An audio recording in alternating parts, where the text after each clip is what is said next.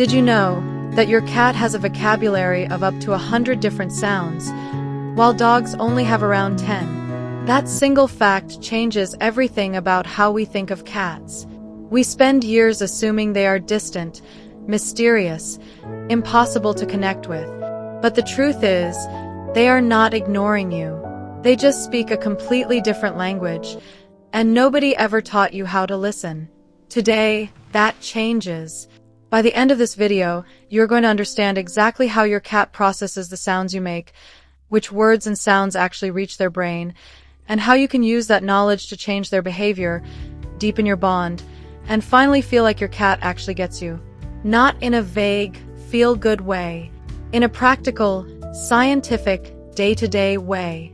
And the most surprising part of all this, cats do not meow to talk to each other.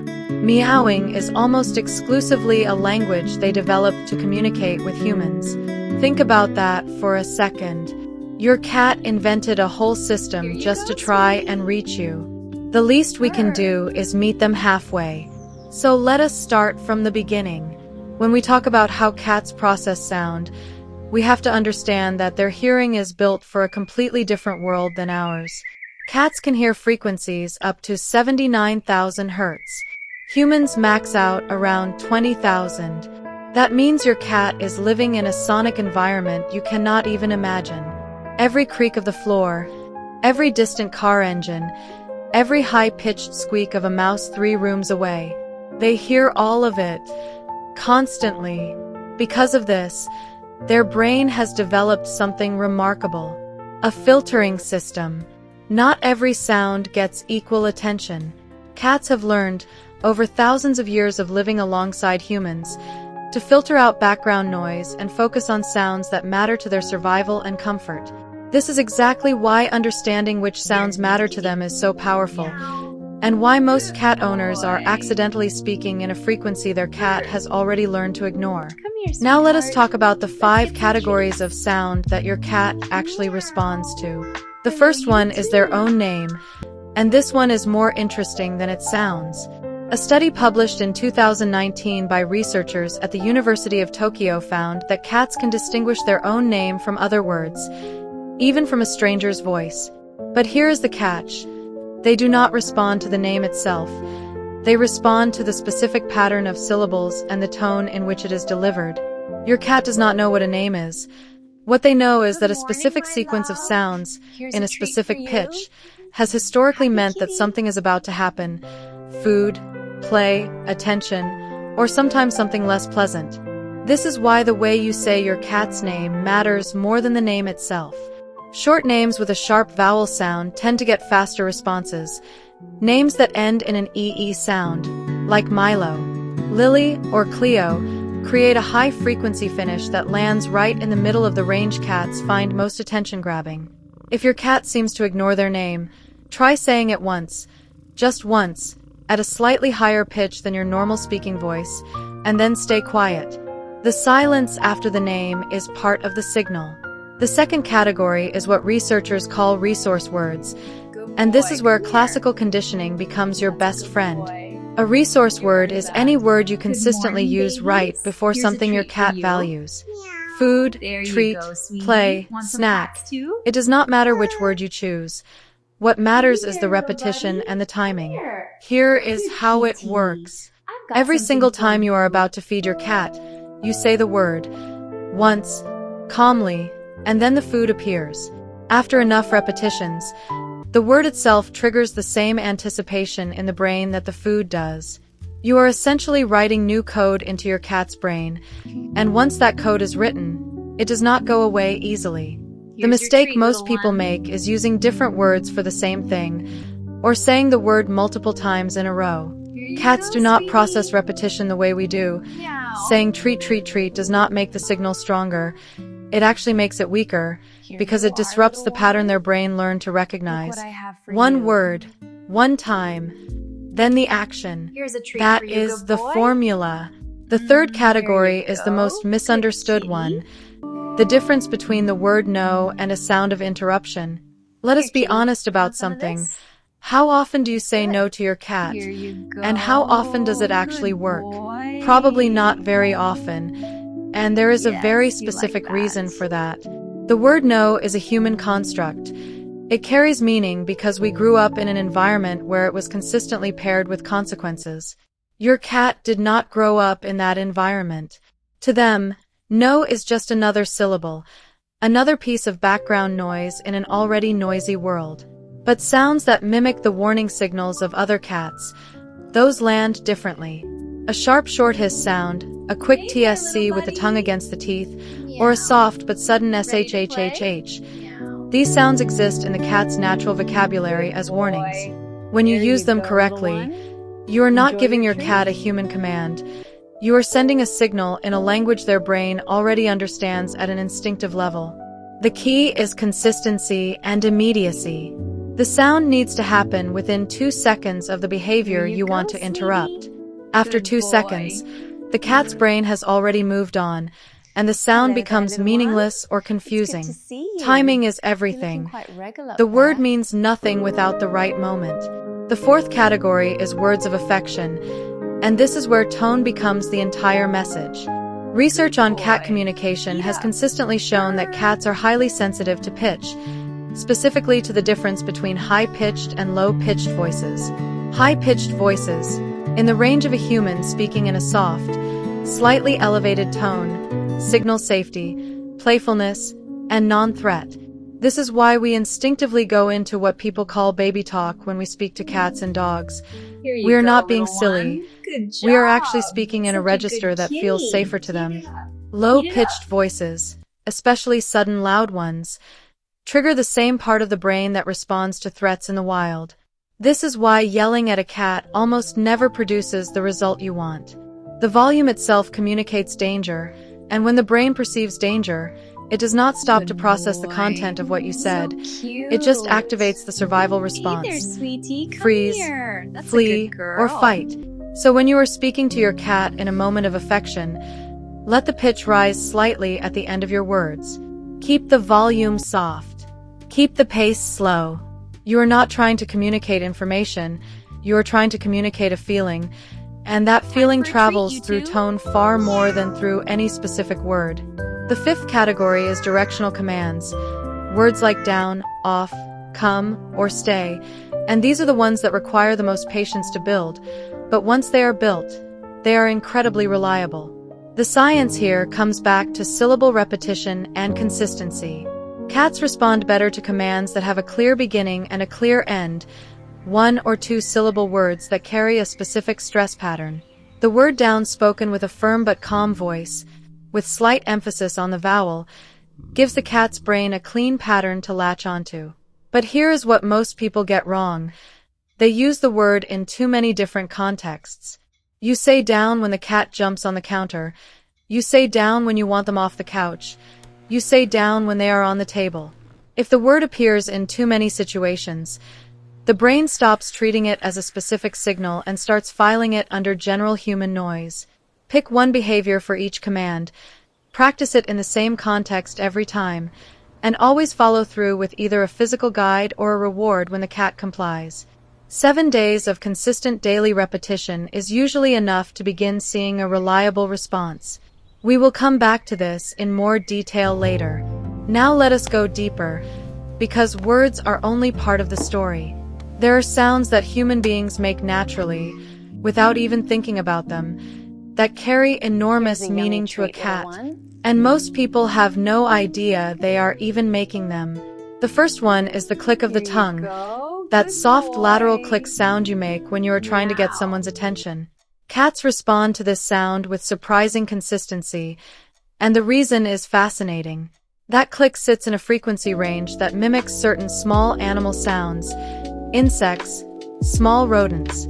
It is not threatening, but it is interesting. It triggers a mild alertness response without causing stress, which makes it an ideal tool for redirecting attention. If your cat is distracted or zoned out and you want them to look at you, a single soft click of the tongue is often more effective than saying their name.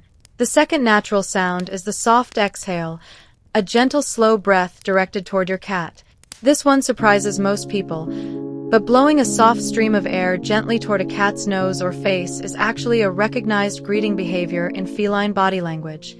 Cats do something similar when they approach each other in a non-threatening way, a slow exhale through slightly parted lips. When you do this calmly, some cats will respond by moving closer or by doing a slow blink, which we will talk about in a few minutes. It is a signal that says, "I am calm. I am not a threat. I see you." The third sound is silence itself, and this one is deeply underestimated. When you are speaking and then you suddenly go quiet, a cat's attention system notices. Silence after noise is a meaningful event in nature. It often precedes something important. So when you use a pause intentionally, right after saying your cat's name or a command, you are actually increasing the signal strength. The brain goes from passive listening to active waiting. That moment of quiet tells the cat that something worth paying attention to either just happened or is about to happen. Now we get to the part of this video that I promised at the beginning, the bonus section, and I think this is going to change the way you interact with your cat starting today. Let us talk about the slow blink. If you have spent any time in cat communities online, you have probably heard of this, but most people do not fully understand what they are doing when they do it. The slow blink is not a trick. It is not a cute social media trend. It is a real and documented form of communication between cats and humans. When a cat makes direct eye contact and then slowly closes and reopens their eyes, they are doing something remarkable. In the wild, holding direct eye contact is a challenge, a threat display. By deliberately breaking that eye contact through a slow blink, a cat is communicating that they are relaxed enough to lower their guard, that they feel safe, that the other being in front of them is not a threat. A study from the University of Sussex in 2020, led by researchers Karen McComb and Tasman Humphrey, actually tested this in a controlled setting. They found that cats were significantly more likely to approach a stranger who used the slow blink technique than one who maintained a neutral expression. The slow blink is essentially the cat equivalent of a warm smile. When you slow blink at your cat, and they slow blink back, something real is happening. You are having a conversation, not in words, but in a language that goes much deeper than words. Try it right now if your cat is in the room. Look at them softly, not with intensity, and then slowly close your eyes. Hold them closed for just a moment, and slowly open them. Then look away. Give them space. You might be surprised what happens next. Now let us talk about the ears. Because while you are busy talking to your cat, their ears are giving you a complete real-time readout of how that conversation is going. When a cat's ears are forward and slightly outward, they are engaged, curious, open to what is happening. This is the best time to introduce a new word or sound, because the brain is in a receptive state. When the ears rotate to the side, what people often call airplane ears, the cat is becoming overstimulated or mildly stressed. If you are speaking to them in this moment, they are not really processing what you are saying. Their brain has shifted priorities.